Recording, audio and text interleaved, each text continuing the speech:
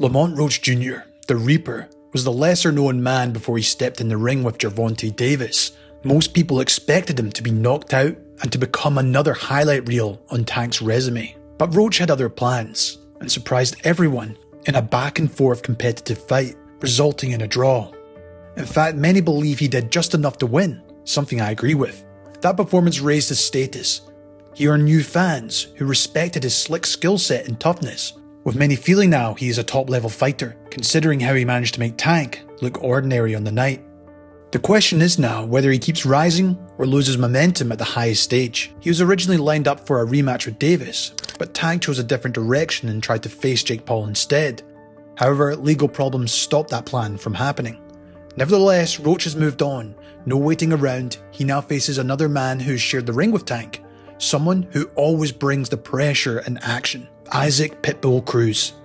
He brings an aggressive style that fans love as he marches forward, throwing with bad intentions as he looks to end the fight before the final bell. Many also felt Cruz pushed Tank harder than anyone else. Nevertheless, Cruz has had mixed performances since then. As much as he is all action, it has also been his downfall at times. But now that they're meeting, only one can keep moving forward towards the biggest fights in the division. So on that note, let's get right into it.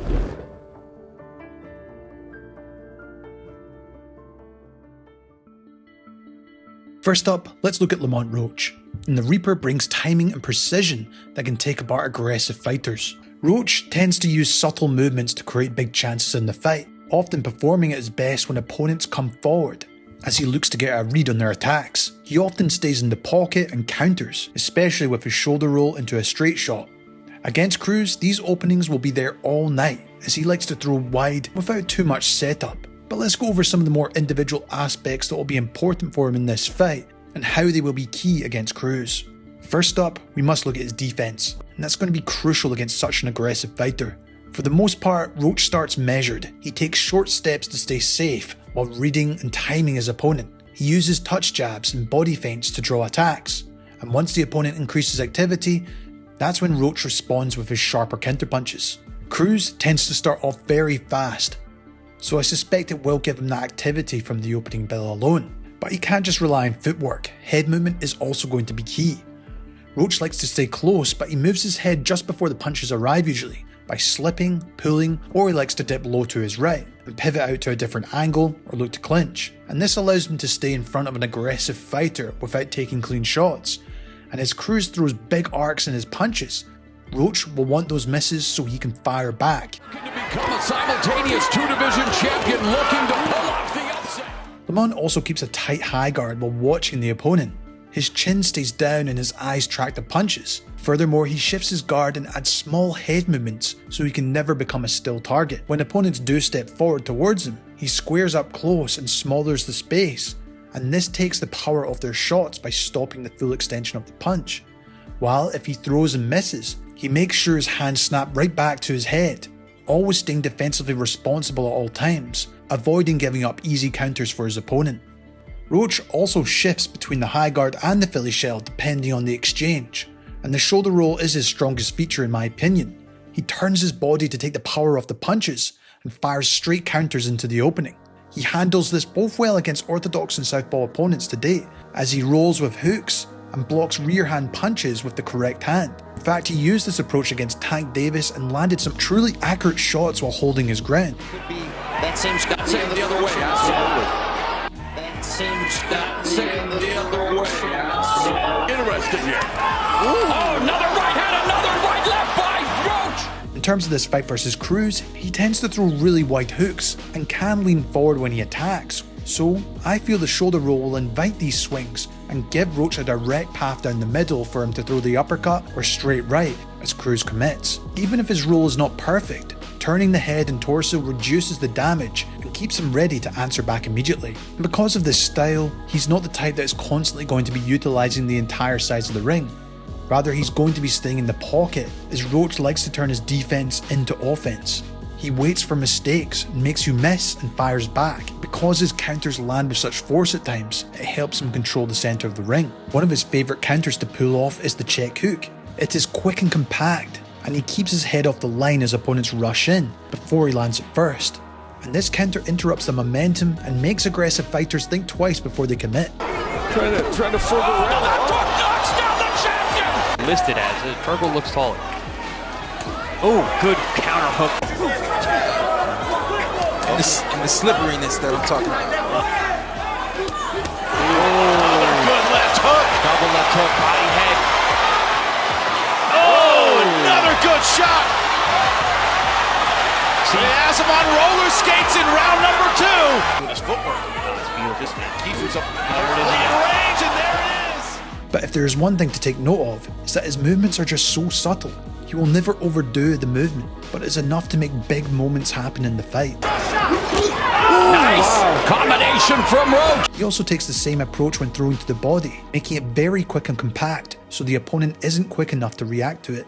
If Roach does find himself in the pocket sometimes, Roach uses a firm lead hand to nudge the opponent back and regain balance and structure. And if Roach does find he's having more success, and he's got more space to land his punches, this is when he actually opens up. He'll throw straight leads, short hooks, and clean shots from different angles, mixing his combinations from head to body, and finishing them with accuracy rather than wild swings.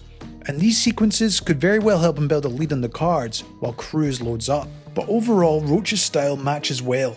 Cruz brings pressure without much setup in my opinion, and that's exactly what he wants. Cruz moves forward and Roach looks to time him as he comes in. And the main challenge in these first few rounds will be when Cruz starts fast and tries to force mistakes. If Roach keeps his technique tight and lands inside counters early, Cruz will slow down and take more damage coming in. And that gives Roach the fight he wants, where accuracy beats volume over the 12 rounds. Roach in the past has struggled against taller fighters who force him to reach due to his smaller size, forcing him to lose balance as he swings wide. Luckily for Roach in my opinion, Cruz does obviously not have that height and reach, and he won't need to push the action either. In my opinion, removes his biggest flaw in terms of fighting longer fighters. Fighting at this close range might be dangerous in the end, but in my opinion, I think this forward pressure will actually suit Roach in the long run. He just needs to make sure his defense is on point, as Cruz has shown he can hurt you if you switch off. Isaac Cruz's style is non-stop forward pressure, with no real feeling out process in his fights. He always gets straight to business and immediately tries to punish his opponent, while he throws pretty much everything with power and is banking on one of these big haymakers to eventually land, which completely can turn the tide of a fight, and sometimes it actually works out. Left hook, Romero takes the shot, still standing, referee intervenes, Mamma Mia! But with all that said, let's take a look at Pitbull's skill set and how he can exploit Roach in this fight. Now, as much as Cruz might seem one-dimensional, he does have lots of tricks up his sleeve that can catch any opponent out. For the most part, Cruz fights small, staying low and compact, which makes clean headshots difficult. Cruz, he always fights slow and compact, and that's what makes it so hard to be hit. That's what prevented Tank Davis to land punches as well. He's a small guy as it is, and he bends those knees, he gets in low. Roach likes to throw straight shots, and his height is actually a blessing in disguise against taller fighters, as those shots can be glancing blows, and he could actually be able to get under Roach's line of fire and close the distance, and force Roach to defend instead of countering. And like I just mentioned, Cruz pushes the pace from the opening bell. Roach usually takes the early rounds to read patterns and settle before he gets off his counterpunches, and I feel Cruz can remove that adjustment time by forcing Roach to respond immediately from the first minute. If Roach cannot get his timing and set his feet, his counters become less sharp, so that pressure from Cruz is going to be essential. And because of the pressure, opponents often jab to keep him off. Roach, for example, uses touch jabs to set traps, but no doubt Pitbull will want to punish that habit. If he counters the jab early, Roach might stop using it as a measuring tool, which limits his setups and counters. One of Cruz's favourite setups is countering an opponent's jab with an overhand. And this is a move Roach loves to do, is slip and roll. If Cruz can slip the jab or anticipate the dip, he can throw the punch to the spot Roach moves his head into. And even if it's just partial contact, it can take Roach off balance and allow Cruz to close in. Toward from our standpoint, big right hook, down goes Gamboa, end it. To further break the distance between him and his opponent, Cruz also employs the use of the gazelle hook, or should I say a lunging hook. he'll get himself real low, generating the power from his legs before lunging at the opponent. Very reminiscent to the likes of Floyd Patterson, who would also throw it in a similar way. Sometimes he'll even use the gazelle hook as a counter to his opponent's jab. First by slipping, and then lunging round with the hook. Sometimes if he's hurt his opponent, he'll use it to continue his attack. I don't know what. Oh, big left hook. Down goes Gamboa, and this may be it. Cruz moving forward, not landing an awful lot of shots. Oh, that but was there it. it is. One shot, and can Ramirez fight? You've got a punch.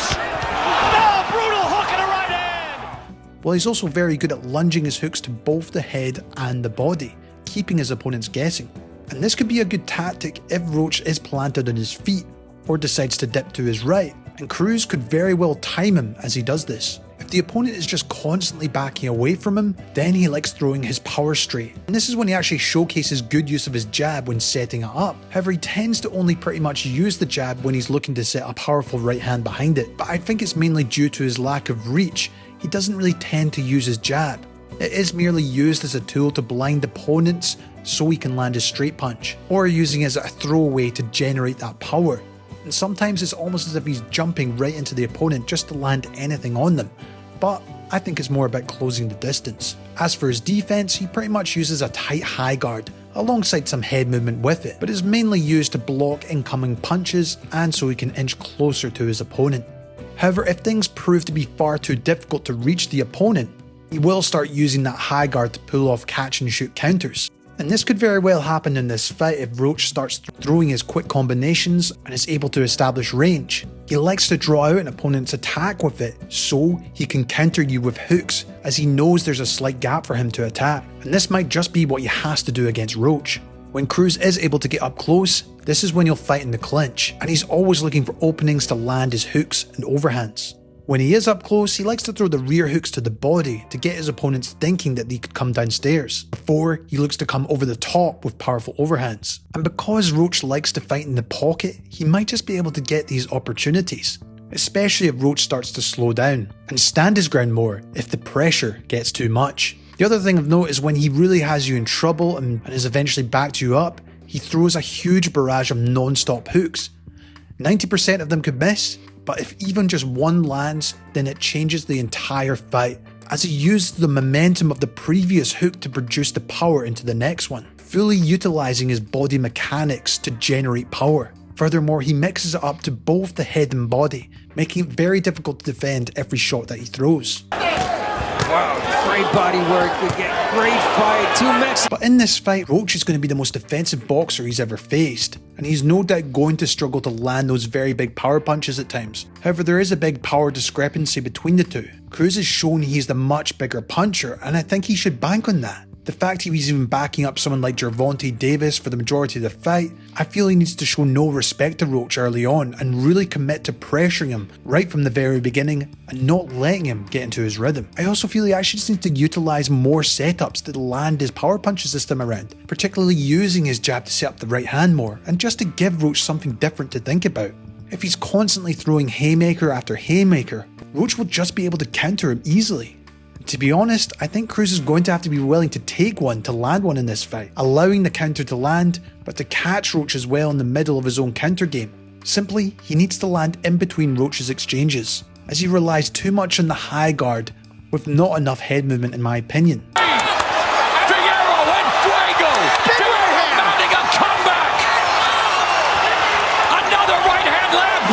And as entertaining as Cruz is, he is ultimately a one-dimensional fighter. We know his game plan is going to come straight at you and throw non-stop haymakers once he gets into distance. And if you're able to counter him and keep moving and be defensively sound, you'll pretty much win the fight. Nevertheless, you can't discredit his power. This is a matchup that will give you two opposite approaches. Roach relies on timing and slick counterpunches in the pocket, while Cruz brings that intensity and raw power from the first bell. In my opinion, Roach has more ways to control the action in this fight. He reads attacks, he keeps his shape, and scores clean counters when opponents overcommit, while Cruz throws wide and often, which could very well give Roach the chance to land the first meaningful punch and slow the pressure down. Furthermore, Cruz has struggled against elite counterpunchers. Nevertheless, I can't forget that he has a punch to change everything if he does land. He has to push Lamont back early and make him defend before he settles. if he gets close to the body and forces rough exchanges, and does land that one clean shot, he could very well shift the fight. All in all, this is a classic Bull versus Matador matchup, but in my opinion, the Matador will have too many tricks up his sleeve in this one. This has been Jamie from Boxing Life. I'd love to hear your thoughts on the fight. Do you think Pitbull Cruz can adapt and change his game plan to beat an elite counterpuncher? And can Lamont Roach prove he's the real deal by getting a convincing win? I'd love to know. This has been Jamie from Boxing Life. Enjoy the fight when it comes, and as always, I'll see you in the next one.